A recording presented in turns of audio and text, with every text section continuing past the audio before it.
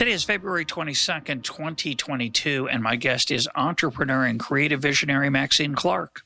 She's the founder and former CEO of Build-A-Bear Workshop.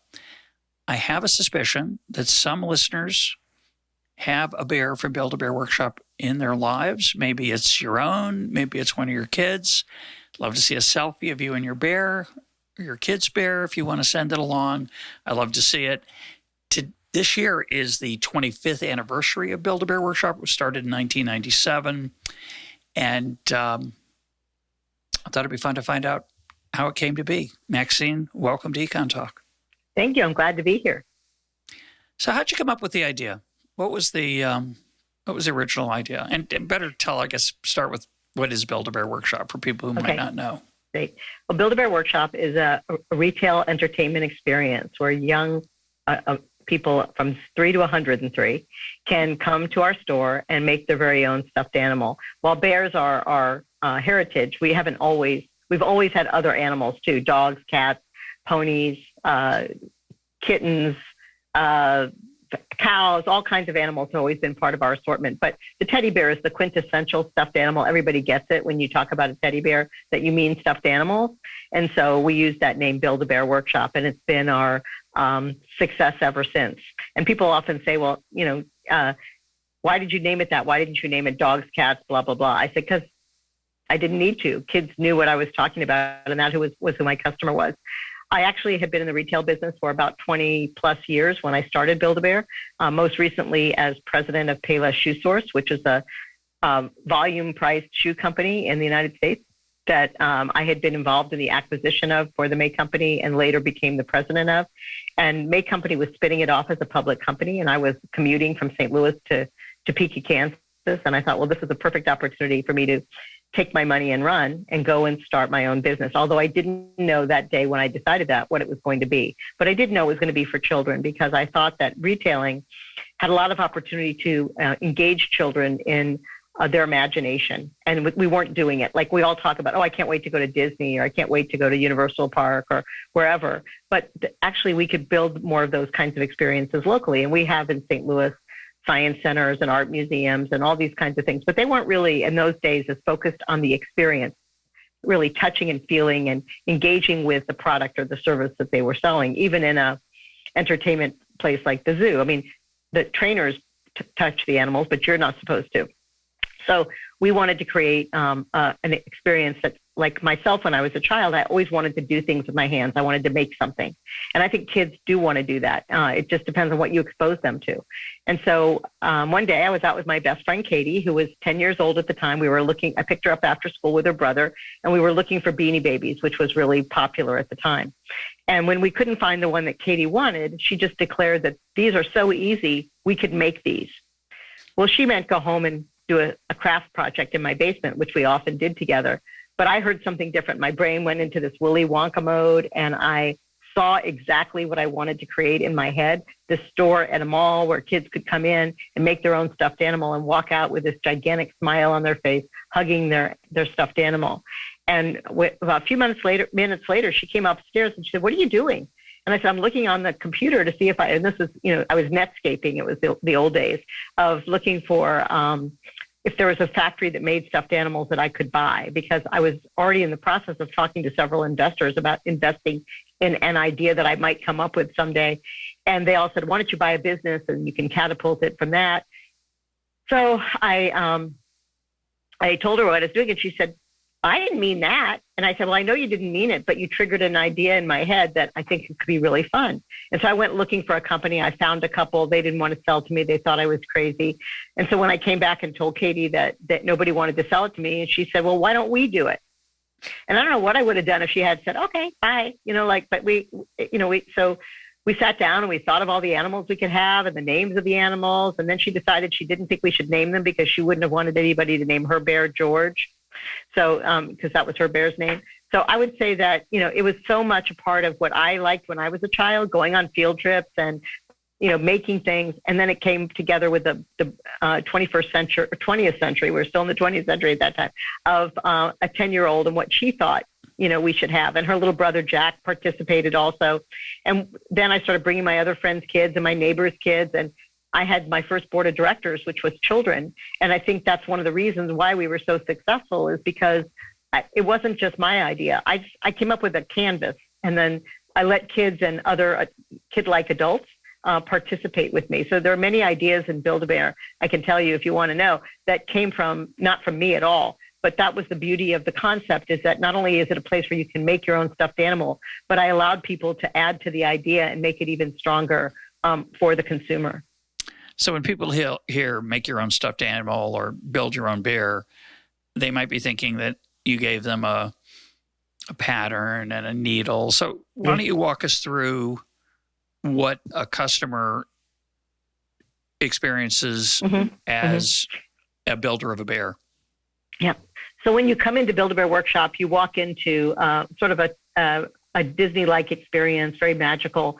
The store setting is more like a theme park than it is like a retail store that you would traditionally shop in. And the store is divided into stations. So choose me, stuff me, stitch me, fluff me, dress me, name me, take me home. Those are all the stations that you go through. And the first thing is the most time-consuming is picking the animal that you want to make. And they're all on display. Somewhere between 35 and 50 animals are on display for a choice, and you pick the one that you want, and you can add a sound. You can add a scent. Like a lot of kids love birthday cake, and there's a scent that's birthday cake. So a lot of bears go home with a smell of birthday cake in them. It's one of our most popular ones. You can add a sound that's a pre-recorded sound. So if it was like an animal from Frozen, the movie, it can have the song from Frozen, or you can write your own song. You can sing into the device. And then you go to the stuffing station, and you put a heart in the bear, and you make a wish on that heart. And then you stuff the bear, you press the pedal, and you can stuff the bear as much or as little as you want. And then after that, you fluff the bear up and make sure that it's got enough hugs in it. And then they stitch it up for you. And now it used to be that we used to really hand stitch every bear clothes. But in 1998, we bought a patent to sort of pre-stitch the animals and zip them up, which allowed us to have a much higher productivity. And then you go to the Dress Me, and you pick out the outfit that you want.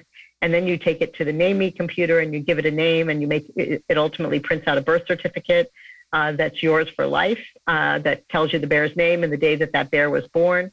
And then you take it up to the register and pay for it.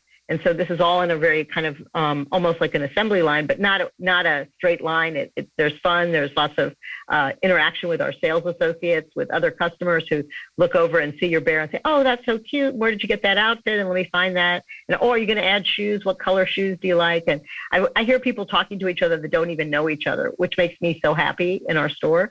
But it was also a great experience for a grandparent and a grandchild, because a lot of times if they take a child somewhere like to the movies, they don't interact. But at Build-A-Bear, there's an interaction. And I think that part is the part that engaged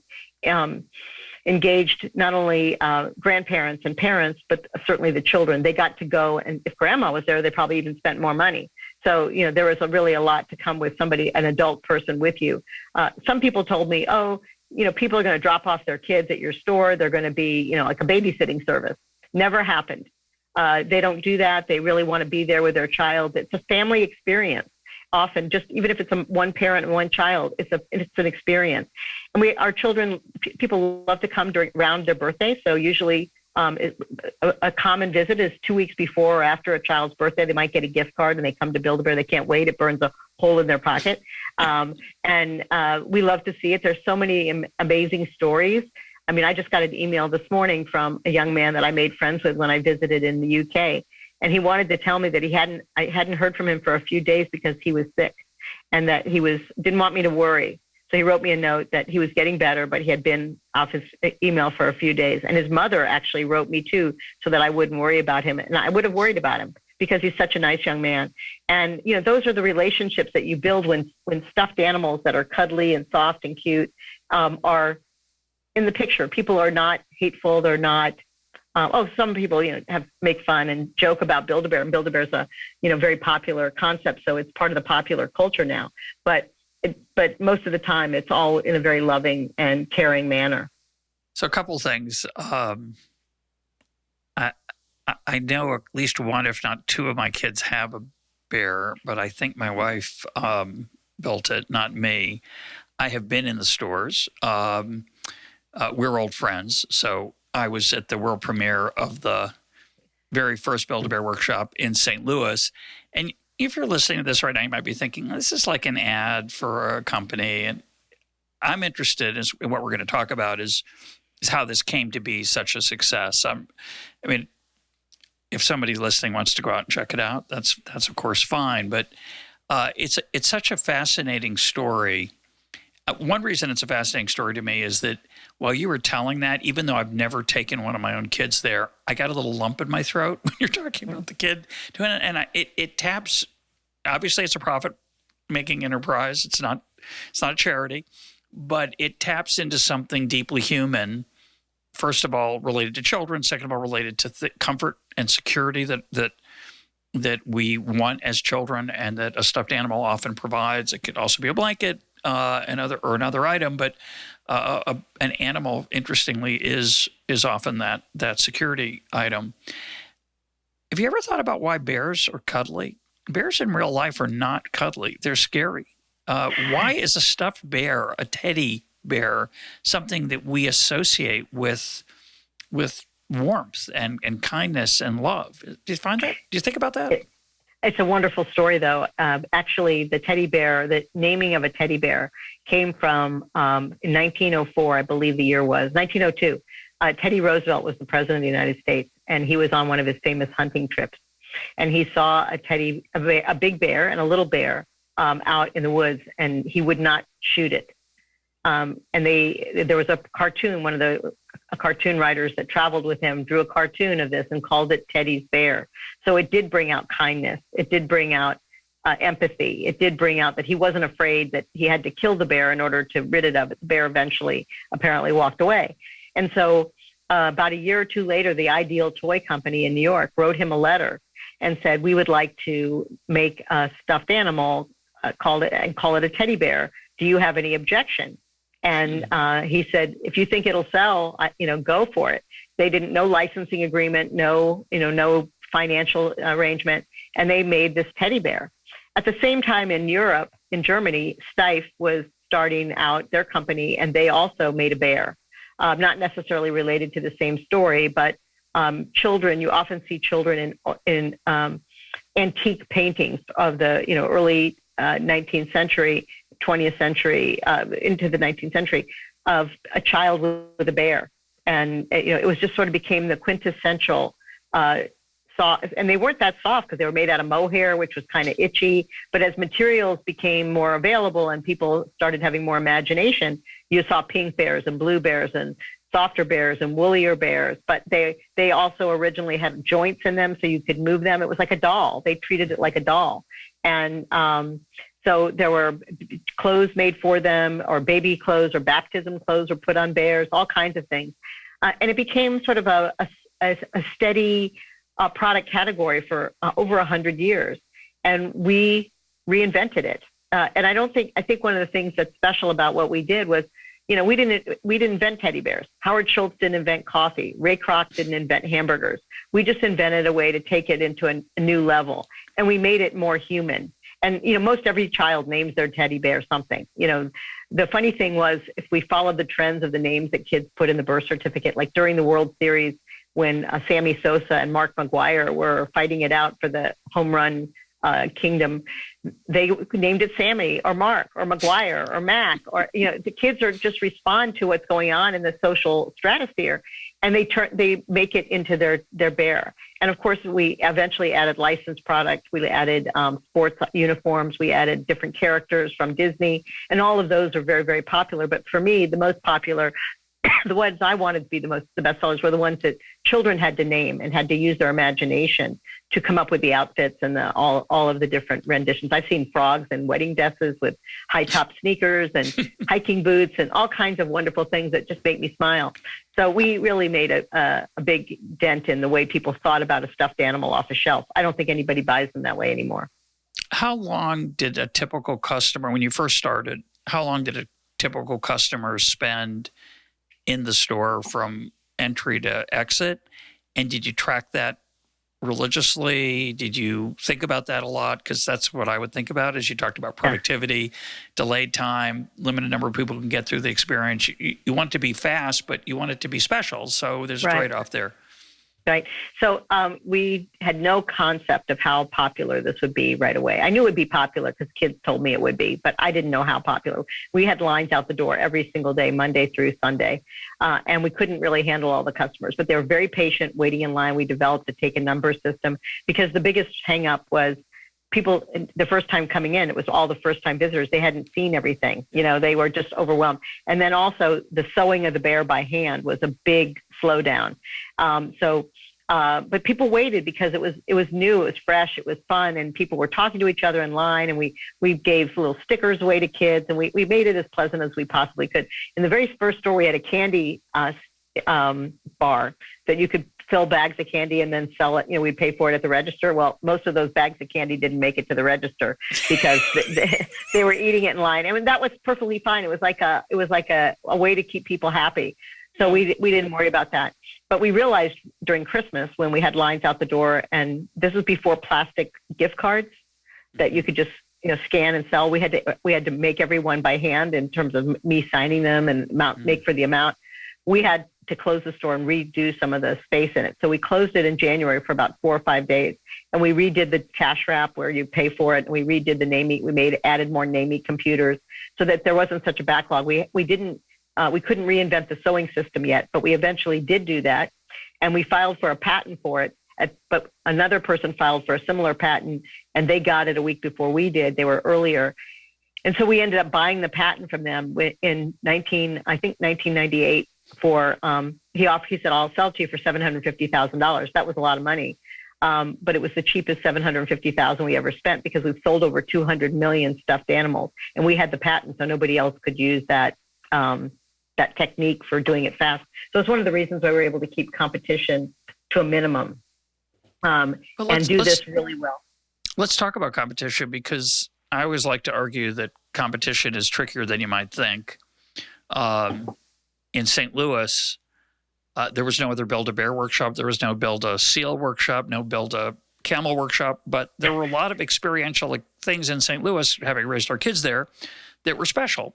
That some were expensive, some were free. So they had the zoo. You mentioned the Science Center. There's other really wonderful museums there for children that focus on children. So in many ways, those are your competition. To me, your product wasn't a stuffed animal. Your product was a 30-minute or whatever time it was, a 30-minute experience with your child that you hoped would be magical or that would be special, and then would carry on and create memories and enjoyment after the event. Did you think about those other competitors? Oh, yes, absolutely.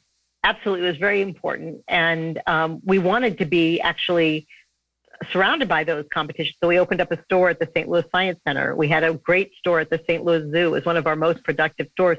We opened a store at the ballpark where you could make your own Fredbird. We opened up at other ballparks as well. So we knew that Fredbird being the mascot of the St. Louis Cardinals. There are actually some people wouldn't know that, Maxine. Carry on. I'm sorry.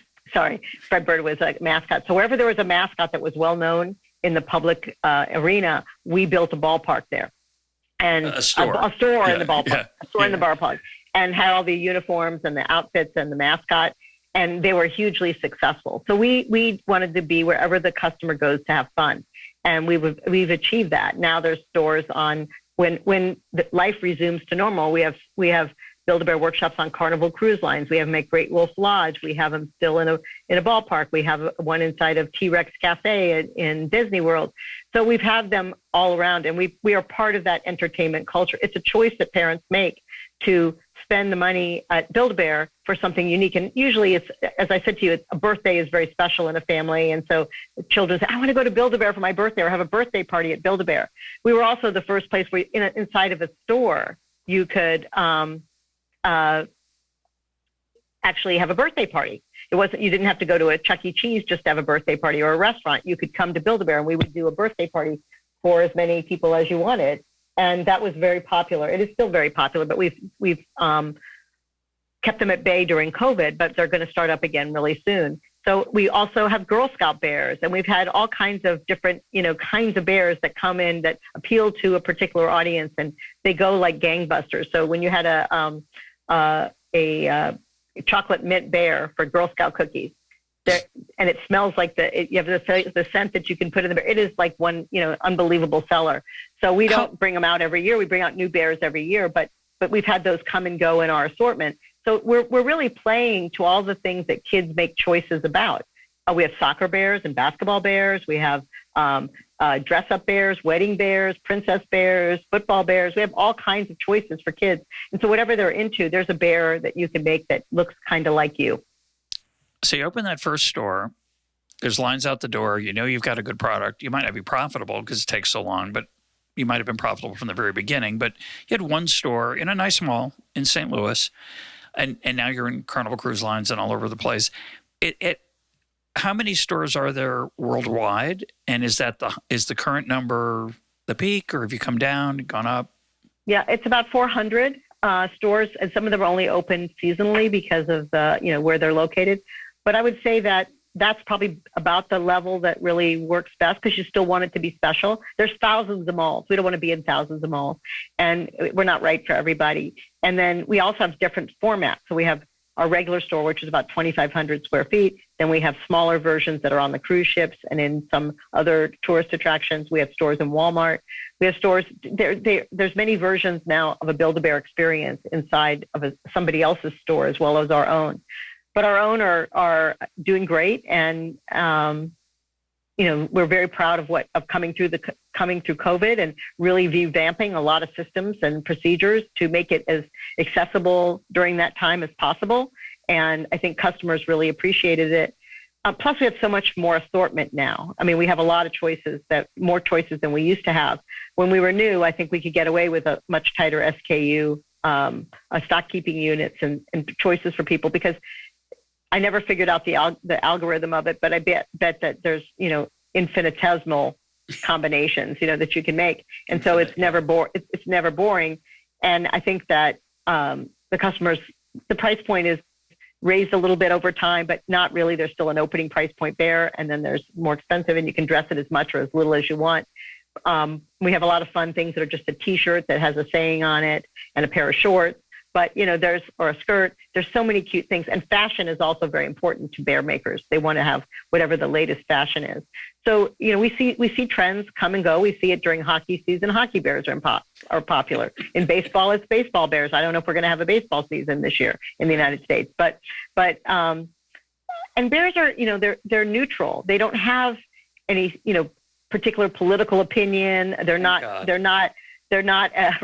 They don't have a race. The bear is whatever you make it. You can dress it. You can make it whatever you want it to be. And all over the world, wherever we have Build-A-Bear stores, you see the native costume, the bear in its native costume. And it warms my heart to see that it can be interpreted in so many different places, and still more to come. So you were very successful before you did this. You were president of Payless Shoe Source, which is not a small organization. You could argue it's the 180-degree opposite of Build-A-Bear for a experiential thing. It's basically some shoes on a shelf, and it's not a trivial task. It's a really hard job. I'm sure you worked a lot of hours every week to keep that. I loved it. Successful, and you had worked for May Company before that, which was a successful chain of department stores. But this was your first leap of an entrepreneurial, your own company.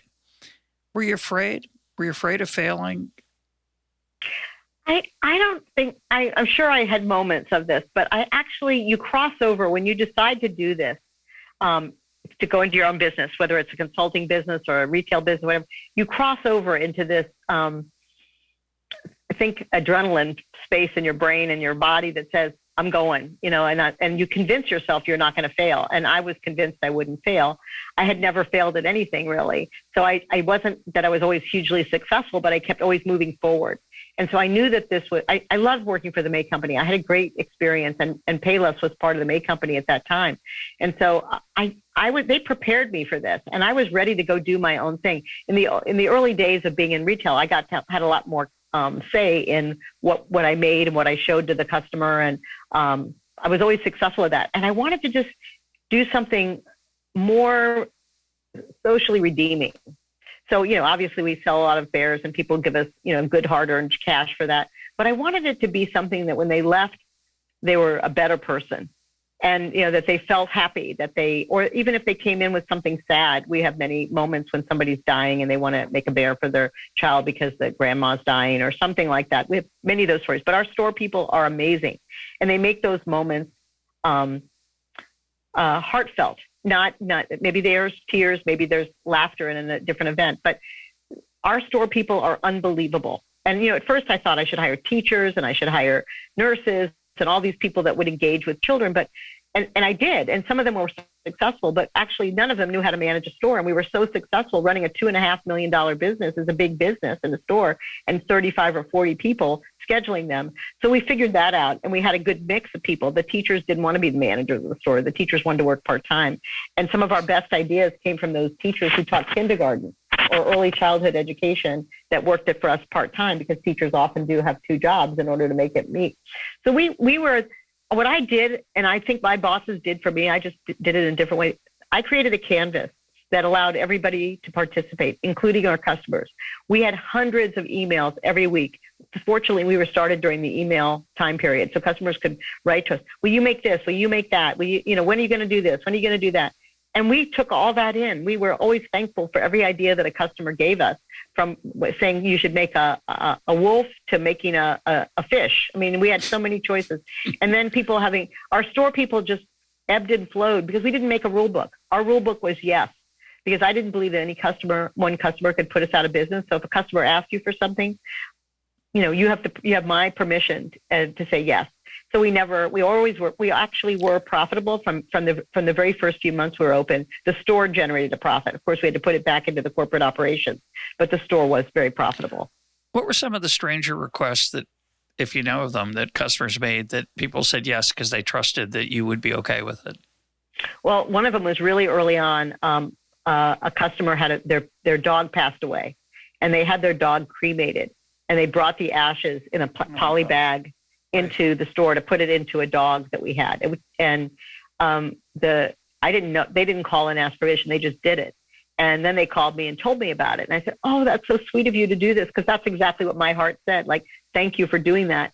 And then the customer wrote a note about it. And it was before Facebook, it was before that, but they wrote us a note, and we posted all those things to our stores. We let the stores know. So then it started to come, we had a customer who brought in one of those pacifiers. They wanted to wean their baby off the pacifier. So they asked if they could put the pacifier in the bear. So they did. And they named the bear Passy. And so that child never lost their pacifier because it was inside that bear. I wouldn't have thought of that. But those are like kind of requests that, probably somebody would have told us that we should be careful, because if that falls out of the bear, then, there could be an accident, you'll be liable. But we didn't think about that. We went from the heart. And the customers knew if we told them we thought that might be too heavy for the bear or something, that they knew that. We've also repaired bears. People came in, the dog ate the ear off the bear. Our store people were adept at fixing the bear as best they could. And sometimes that was a badge of honor that a bear was repaired at Build-A-Bear, in our bear repair hospital. But we've had so many, there was none of them that seemed odd. I was so glad that our first few stores in St. Louis had a lot of those requests. So then when we opened up stores in other places, we could train our stores to know those requests might come, so they wouldn't be shocked. We had stores, people wanted to bring in their little children with autism before the store opened, because they didn't want all the noise and excitement, and asked us to turn off the music. We did that. There was no problem with that. Our store people were yes. Yes was our philosophy, and it still is today. How did you inculcate that into your employees? I mean, it's easy to say it, and one of my favorite stories is some hotel chain. The person's checking out, and the person with the bags forgets to put them in the car, and so the customer heads off to the airport without their luggage because the bell person forgot to put it in the car. And this person, without asking, immediately hops in a cab and chases them and takes them all the way to the airport, and is commended for it. Doesn't get fired, doesn't get reprimanded. How could you mess up like that? There's a culture in that organization, can't remember which one it is, doesn't matter, where the idea that you're talking about is like, take care of the customer first. How do you get that? It's easy to say, but does it involve hiring a certain kind of person? who is open to believing that? Because you can say it all you want. If they don't believe you, they're not going to do it. Yeah, no, definitely. We hired people that I call them huggable. When you go down the mall and you look at people who work in stores, oftentimes they look like they can wear the clothes that are in the store. They're thin and tall, and they fit they're young if it's a young brand. But we wanted people to be love children, and that was something that we interviewed about, that they would be comfortable being around children. Later we developed an interviewing technique where we did group interviews. So you would do an interview of 3 or 4 salespeople, potential salespeople, and they would make a bear, and you would watch their own expressions when they made a bear, and you could kind of tell a lot about how they would get into it. And a lot of teachers that work part-time were definitely into it. They loved to deliver a great experience to children. So we found them, and people wanted to work at Build-A-Bear. That was the other, they wanted to work in a happy place. And they walked by the store, and, our store is yellow, light color, very bright, where a lot of stores were dark. And they look in, and you had to smile. In fact, the reason I picked yellow as our paint color is it's the international color that goes along with a happy face. And so it made sense to me to be yellow. I mean, yellow doesn't cost more than white paint, and blue paint doesn't cost more than white paint either. So we could use color as a way to attract people in the door and make the store seem more open. So our store people just came with a flow, and we loved to listen to them. When we did our trainings of Way of the Bear, we called it the Way of the Bear. We talked about my values, how I was raised, what I cared about, why I created Build-A-Bear. And I've heard people, I've been all over the world. People come up to me and they tell me the story of Build-A-Bear, because one of our sales associates in one store in one city knew my story and told the story. Oh, I've heard all about you. I was at our opening in Denmark at Tivoli Gardens in 2005, maybe it was, or 6. And a woman was rolling her baby on the main street there, beautiful street. And I go up to talk to her, and I said, "Oh, come on in." And she's got an American accent. And I said, "Oh, where are you from?" And she said, "I'm from Georgia. I know you from the University of Georgia." She says, "You went to the University of Georgia." I thought, like, how does this happen? This is what makes Build-A-Bear so special, is it actually brings common stories together. So whether you had grief in your family or happiness, or you made the cheerleading squad, or you got accepted to college, we have a bear for that. And it's a one way to celebrate that doesn't have, it's not specific to any gender. It's not specific to any age. In fact, a significant percentage of our customers now, growing, is over 13, 14 years old, because they were there when they were children, and now there's things that are iconic for them. Pokemon and My Little Pony, and all these things are still part of their culture. Little Hello Kitty. I mean, these things are last, and we help make them last. And we love to see kids come in and have an affinity for something like that. And so we can't have everybody's affinity, but we have a lot. And because we have so much variety of clothes, and we can almost make anything. Let's go back to the training for a minute. There's the interview process that you're talking about, but let's say you decide to hire someone because you feel they have the empathy or the kindness or the warmth, the huggability that you're looking for. How long was the training process to get them ready? At the beginning, it was about a month.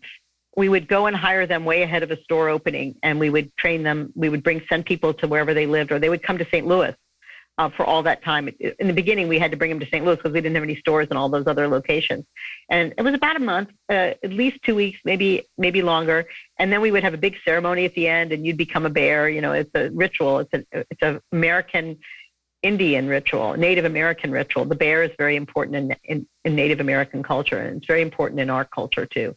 And so we made that ceremony. We made it fun. We made it interesting. I spent a lot of time with them. All of our executives spent a lot of time. We didn't have a big team, but we knew everybody by name. That was the good old days when you could know every single person by their first name. And then they'd go back to their field. And eventually those stores became training grounds. They became the recruiters for other stores in their territory or other stores in their region. And they absolutely lived up to every expectation. There were a few, but we really didn't have much turnover. In retail, as you know, there's a ton of turnover. We do not have the average. We're way below the average turnover. Let's talk about the management for a sec. So one of the things that makes a place like McDonald's special, and they were obviously one of the earliest to do it, is, as somebody described it to me once, I read it, I think, in a book, the secret of McDonald's is that instead of trying to find a really great person who can make the best hamburger in the world, you find a process that makes a decent hamburger that even a non-great cook or manager can still run effectively. And that's the genius of it, right? There's an algorithm, a protocol, a set of processes that allows there to be thousands of McDonald's instead of having to each time find a great chef. And of course, not the greatest hamburger in the world, but it's got a reliable quality. Now, your process, at least in the early days, was probably pretty cookie cutter, I assume, meaning those stations that, strangely enough, you still remember by heart, even though you're not the CEO anymore, the stuff me, build me, stitch me. Yeah. Right, fluff me, dress me, and take me home. Yeah, you know those by heart. That was kind of similar in every store. So was there a turnkey kind of structure for the store that allowed you to easily find a good manager, or did managers have to have a set of skills, obviously different from the people online in the day-to-day operation of the interaction with the customer, but in terms of picking a manager for a new store, what was the process and how'd that work? Well, we did a recruit from stores that were in the children's wear business and that worked at Noodle Cadoodle or Zany Brainy. They were in existence at that time, barely. We were hiring a lot of people from there. But those were already automatically people who loved working with kids and loved, playing with kids and toys and things like that. So they were perfect for us. And they were just happy to go out of business just around the time we were really getting going. But the good people bring other good people with them. And we recruit from our customers. We have a lot of young people working for us now that were our customers that couldn't wait till they could come to work for Build-A-Bear. So I would say that once you get it open and you have a certain profile, our people are huggable. They're happy, smiley people. It was mostly women. Then we started to see that the guys wanted to come because they saw young teenage girls working there. We used to hire kids when they first opened, 16 years old, because I wanted to give kids a chance to earn money for college. And it was fine. And then we got, we had to go to 18 because we have machines in our store. And OSHA said, those are machines and you can't have children operating machines. Occupational Safety and Health Act. Administration. So anyway, we didn't have to fire any of the people that we had, but we couldn't hire anymore. But still, our 18, 19, 20-year-old customers are all young, going to college, working in our store part-time, and they love it. And when I go to speak on college campuses or people bring their bears to the class. They want to show me their bear came to college. Just like our listeners are going to send those photos in response to this. But what about the managers? Not the day-to-day employees, but the people in charge of the store. I mean, you're running all these stores in St. Louis. You probably knew them inside out. You knew all the people inside out. But now you're opening stores in Denmark and L.A. and on a cruise line. What was your process for finding good managers? Well, again, we have a profile of good people, where they've worked, what kind of background they had, how much if they're a teacher, a retired teacher, what their flexibility is. A lot of times it's a teacher who has two jobs, or a nurse who even has two jobs, people that want to do something different and they love kids. And so they come to us, but we've gotten, we're all competing for a lot of talent at high prices these days. And still, Build-A-Bear, I would say, when all of the counts are in about this great resignation, you'll find we had less people leave than any other company, because people it's hard to find a place to work where you really feel like you're making a difference. And our store people on the line, our essential workers, are making a smile every day. And during COVID, when customers did come in after we could open up again, they ran into our store to hug our sales, and then they had to stop because they weren't allowed to hug. Wearing masks, we made cute little bear masks for kids. We made bear masks for bears. We wanted to make sure that everybody saw us as part of the solution, not the problem. And I think one of the reasons that our business has been so excellent is we have an excellent team running the company, but our people were so glad to see customers again. It's not like the children gave them hope and energy. And so we've been thriving during this whole time. But what I'm curious about is this question of turnkey versus maybe more creative. So do you think that when you opened your 300th store, that the skill set of the managers required a set of unusual skills, or was it relatively straightforward? Obviously, it takes enormous personal ability and people skills, but the store itself, did it kind of take care of itself because you would put in place the 6 stations? Yeah, it has a flow to it. We have a system for ordering products. We have a payroll system. We have all the accounting, closing the books every night. Those things are pretty rote so that the sales associates can spend time with the customer. But like anything, we've had to cut back on staff during COVID, when it was so busy, when it was so empty. The stores were empty, but our stores became distribution centers, because if you ordered a bear in your hometown and we had it in our store, it sent a note to the store made the bear and delivered the bear locally, so you could get it today or tomorrow. Takeout, a takeout bear. A takeout, pick up, carry out, curbside. We were able to adjust to all of those things because we knew that our products were necessary during these crazy times. It was an essential product. And whether it was a little bunny rabbit or a teddy bear, people, if they wanted it, they had to have it, and they wanted it as soon as possible. So our store people, our systems people rose to the occasion. Our store people rose to the occasion. The leadership of the company today is very forward thinking and really use technology to make the life for our store people as simple as possible. So when the store makes a bear and ships it out there for an online order, they also get credit for that sale. So everybody's winning. It's not like, oh, I got to make this bear, but the warehouse is going to get credit for it. No, it goes to the store who made the bear. So that was a very big incentive for people to, maybe 1 or 2 people were working in the store that day. That's all, because there weren't enough customers coming to the mall, but they had something to do and they were making a difference. And they gave a lot of input to us, how to do it, how to change it, how to fix it, how we set up the store so that there are only a few people in the store at a time. People are standing in line 6 feet apart. All those things came from our store people and our operations team figuring it out together, because there was no blueprint for this. We had no plan. We had to do it just like everybody else, but we were dealing with children. And, we had to really be sensitive to that. What's the craziest or best suggestion you got from a customer that you ended up implementing to your surprise? You got one? I don't think so. But one that I would tell you about that was one of the most unbelievable in our company was we hired very early on. The first few weeks the store was open at the gallery, we hired a teacher. His name was Jeff Marks, and he was working part-time for us. And he created the heart ceremony. I came into the store one day, and he was taking the heart and he was rubbing it on the elbow because the bear wanted to be left-handed, and he was rubbing it on the brain to make the bear smart. The child was doing it, but he was directing the child.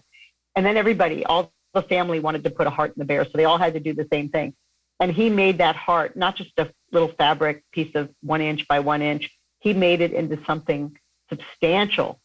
And then we actually trademarked and patented that. And so only place that you can put a heart in a bear is at Build-A-Bear Workshop. If anybody else is doing it, we find out, and I call my friendly lawyer and we work it out. But we created something so special that our customers would tell us if they saw somebody faking it somewhere else. They would call us.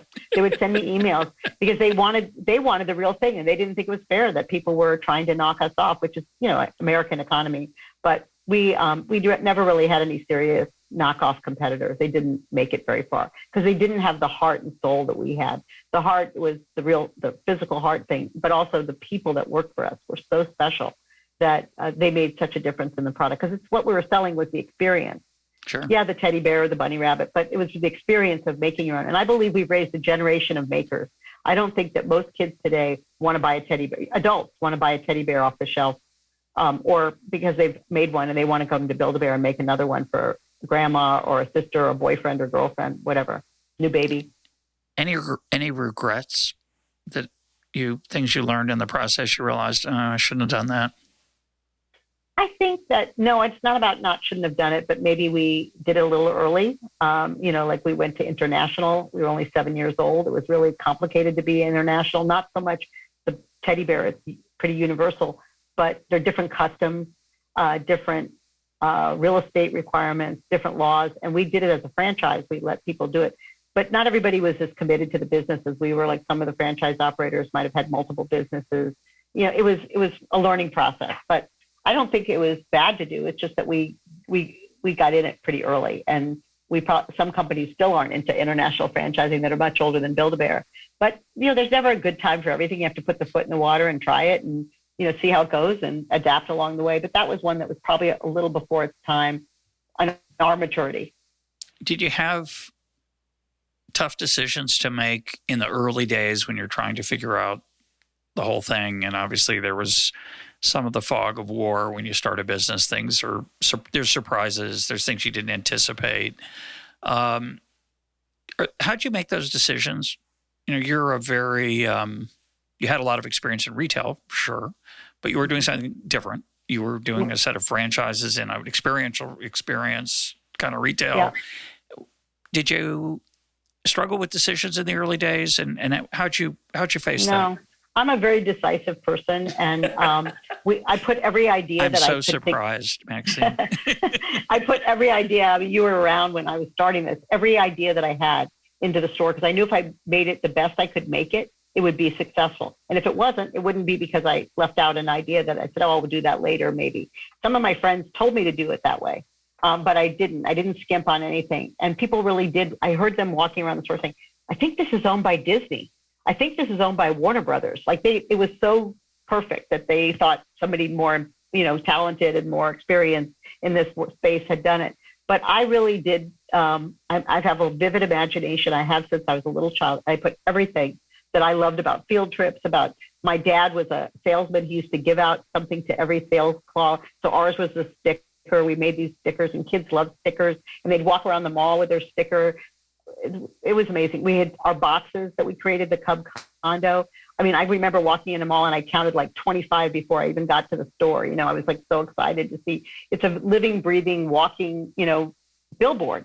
And kids loved them. They didn't want to leave without the condo, so they could go home and color it. And we did all that. And it was just so, I had the money to do it. I did it, and I wanted to make it right. And I wanted kids to be really excited. And I wanted the mall owners to want us to come there, which that turned out to be, it was very important, that first store. We were in a great location and we had great staff. But, it's funny. I did do some crazy things. One story is funny. I think you might know the story, but the second or third week we were open, it was Parents' Weekend at WashU. And so many parents come to the mall to buy their kids. Washington University in St. Louis is a university. Sorry. And they were coming and they were buying their kids stuff, and they were in line in Build-A-Bear. And one of these guys is coming through, and we're frantic at the register, and I'm waiting on him. And I said, oh, you go to WashU? What do you do? He says, I'm a computer science major. I said, do you have any time on your hands? And he said, yeah. And I said, would you like to come and be our IT director? So Jason August showed up on Monday at our office, and he was our part-time IT director, and he was fantastic. I mean, it was fantastic because our systems were pretty simple, and he helped us get on track. And he helped us even recruit our ultimate IT director, and we're still friends today. So, it was like those are things I just made a decision. I'm hiring him. I need help, and if he went to Washington University, he was pretty smart. So it worked out in our favor. But those are the kinds of things that, you try it. If it doesn't work, you fix it. I'm a pretty much, let's put it in play and see how it goes. And then I had a lot of experience. I had over 20 years of experience of doing that in the relative space that I was in on somebody else's money. So it was now my money, and I could either win or lose. And we fortunately won big time. I've been struck by, as I get older and I talk to people who have had extensive careers in management, executive operations like you've had, and I ask them how they make decisions. They often will say, I've heard many people say this recently, I go with my gut. And of course, that makes it sound like it's just a wild guess. Maybe it'll turn out okay. But I think when you've had experience in a field like this that we're talking about, your gut gets really skilled. I don't know what the process is. Yeah. And of course, it doesn't mean you don't make mistakes. And maybe I only talk to successful people, and the ones who went with their gut and failed, I don't hear from.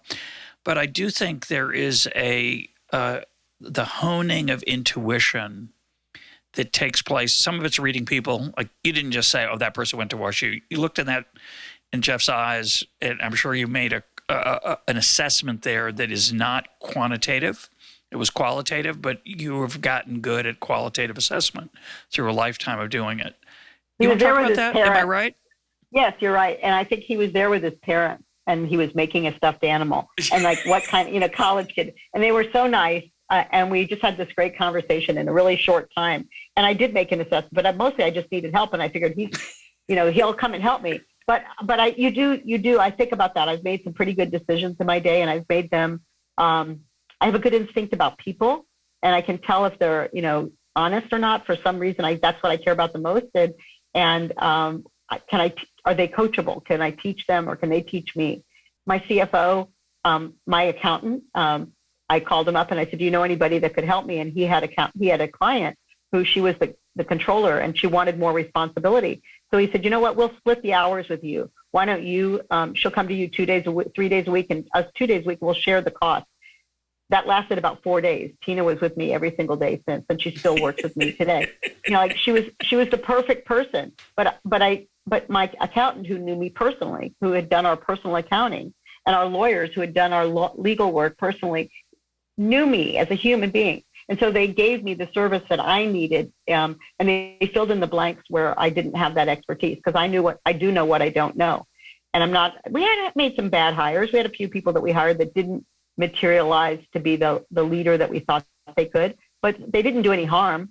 It wasn't like they did any harm. They just didn't do enough good. And I think that that was the hardest thing I ever had to do was during the recession, when we had to cut back on people.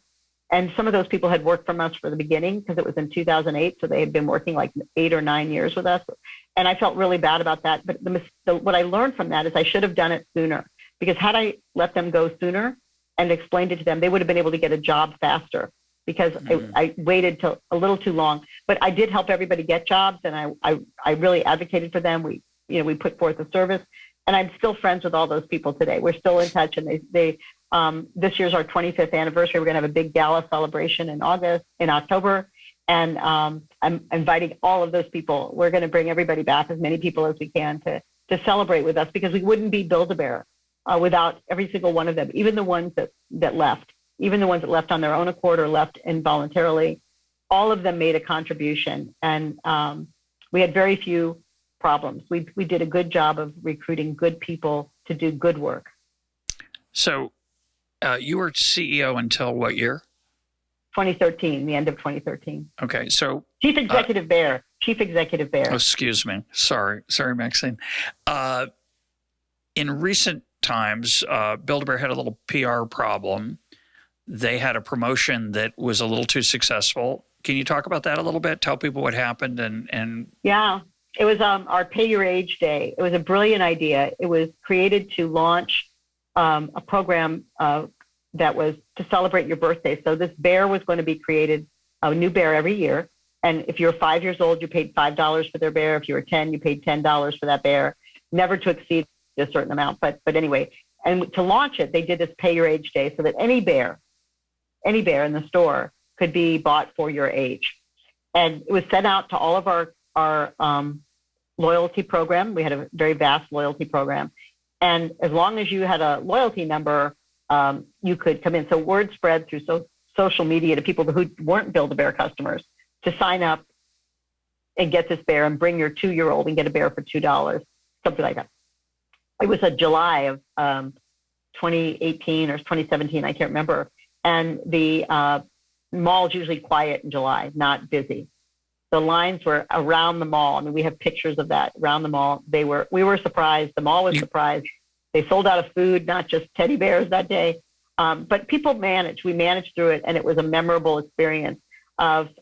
We could never have anticipated that people would, we anticipated it would be successful, but we didn't anticipate how many more people were going to sign up for the bonus program to get a bear for $3. It's a great example of the fact that we say in economics, demand slopes downward, meaning the lower the price, the more people would like to buy. So obviously, if you lower the price, and what's your basic entry bear? About $12. $12. What's a fancy one with lots of clothes and shoes and things? No, it can be $75. Okay. So now you can get one for $5. So everybody people do like. But you get the bear, only the bear, not the clothes, only the bear. Correct. But still pretty exciting. Oh, the stuffed animal. Yeah, it was very exciting. So people got excited. And there were people who didn't get in, who waited all day, hours and hours, and kind of a PR nightmare, at least that's the way it's described on the web, that these people got angry. They were all excited. They waited in line with their kid. Bad thing? Yeah. Yeah, we get it. It was There were more good stories than bad stories. We gave everybody a rain check, a coupon to come back and be able to do that within a certain amount of time. I think it was 3 or 4 weeks. They could come back anytime and get a discount on the bear. And it would actually re-energize the customer around Build-A-Bear. I mean, it was mostly good publicity. There's some newspapers, especially in the UK, that kind of take a twist and turn something into a little bit more of a dark, edgy story. But for the most part, I was there at the mall. I was trying to help. Customers were saying, "Thank you for doing this. I haven't been out with my child. This was really fun." The people in the food court, they sold out of food that day. I mean, we made a big day in that mall, and there were angry customers. There definitely was, but there could be angry people for a million different things. We tried to appease them. You can't appease everyone, but for the most part, one woman wrote a note and said, "This was my child and I had the best day." And I got to explain to him about waiting and about patience and about, that we were doing this together, and it was really fun. And she went into this whole spiel with me. And I thought, there's people like that see the opportunity in everything. And there's other people that just get mad. But we had no idea. We didn't do it on purpose. We wanted it to be successful, but we didn't expect that lines would be around the mall, outside the car traffic jams and things like that. The phrase "around the mall" sounds like just meaning there were a lot of people in line. I've seen the pictures. You can go online, just Google it. You'll see them. Some people were critical of you, not of you, but of the company. You were no longer CEO, but of the company, because in England it had happened. And of course, England had opened ahead of the United States, and they didn't alert the United States malls that this was going to be a potential nightmare and so on. Did you know anything about it? Did you have any prep? Yeah, it was the same day. I mean, it was just a 7-hour difference. So, when there were already customers in line, in 5 a.m. in the morning, you couldn't take it offline. You couldn't tell people this isn't happening when you had told them it was happening. It was just the time difference the day before. But we did, learn some things, and we did put up signs, and we did, get as quickly as we could to help get people to be more people to come in to manage the lines all around the mall, not necessarily right in front of our store. And they did a great job. I mean, I think the team did. I was so proud of them. I was proud of the customers. It was a big deal in the middle of July that nobody could have anticipated. And it did put Build-A-Bear back in the mainstream of people's thought in a time when maybe they weren't really thinking about Build-A-Bear, which has certainly paid us over many times. And that program, the Pay Your Age program for your birthday, which is every year a certain bear you can come in and buy, is very successful. And crowds aren't waiting because everybody's birthday is a different day. You don't have to come in on your day of your birthday. You just come in the month of your birthday. And it is a very successful program that keeps children smiling. Do you know, are there any record holders for people who've made the most animals? Oh, I'm sure there are. I have what would be a big number? Probably a big number would be 300, 400, something like that. Somebody who has 300? Oh, yeah. Oh, my gosh.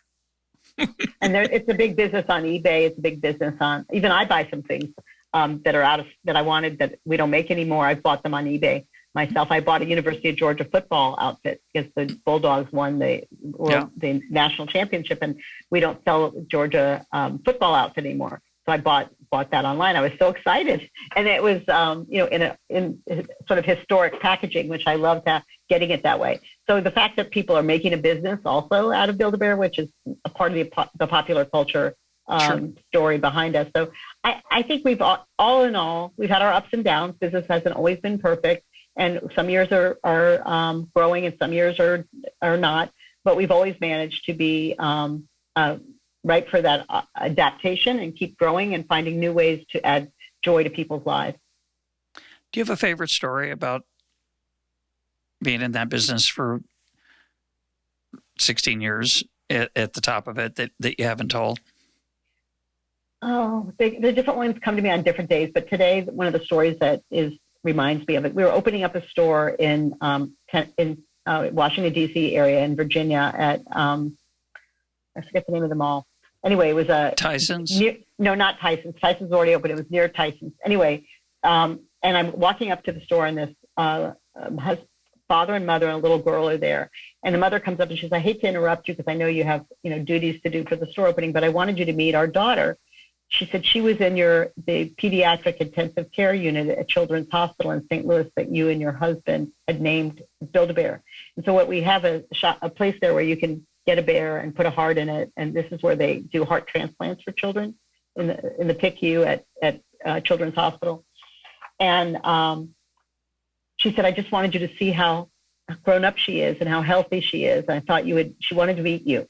And that was something that meant so much to me, because that was something that my husband and I were able to do with the success of Build-A-Bear, with the money that we were able to make from being the owners of Build-A-Bear. We were able to give back to the community into something that I could never be able to do. I'm not a doctor, but all those wonderful doctors serve hundreds of children, thousands a year, in very, dire situation, maybe life and death. And the fact that they can get a bear right there, they don't have to go anywhere. They can make that bear, a brother or sister, a parent can make the bear, and they can participate. Just really, for me, was what it's all about. Hug is understood in any language, and that's what teddy bears do. And that's what we were able to do beyond the store. My husband and I have been incredibly charitable to our community of the things that we think will make for a much more Mr. Rogers neighborhood. Teddy bears would want that. We're trying to, bridge a lot of gaps through the love of a teddy bear and the resources that business allowed us. So it's all going back. It's all being, put back into the customers who made us successful. And when I was first started Build-A-Bear, and I would go to some schools in more under-resourced communities, I'd ask if they had a teddy bear. I was always bringing one, so we don't have one. So every child left with, if I came to their classroom, they left with a teddy bear. Now when I go, they bring their bears to show me their bear in the new outfit. Or one little girl I went to school before COVID. She had sewed a whole wardrobe. She wanted to be a designer for Build-A-Bear. And she had brought a whole wardrobe that she had designed and made of herself. She was like in 7th grade for her bear. I was like blown away. This is what you can't put a price on. This is the part that is why you go into business, to do something that you love, that means as much to you as it might mean to your customers. And then it gives back to you a million times over. You cannot even, I can't tell you. You ask me tomorrow, I'll have a different story that'll pop to mind, because I'm the bear lady. I mean, people see me at the airport and they go, "Are you the bear lady?" I know what they mean, but I don't think of myself as a bear. I'm 4'10". I'm a little bear, a little cub. But I love that they recognize me, and I love that they tell me stories. I never tire of those stories. And I wish every business company, every business person could have that connection to their customer that I was able to create through Build-A-Bear, because it fuels me every day and everything else that I do since Build-A-Bear, and what I do for Build-A-Bear as well. My guest today has been the Chief Executive Bear, Maxine Clark. Maxine, thanks for being part of EconTalk. Oh, it's my pleasure. Thank you.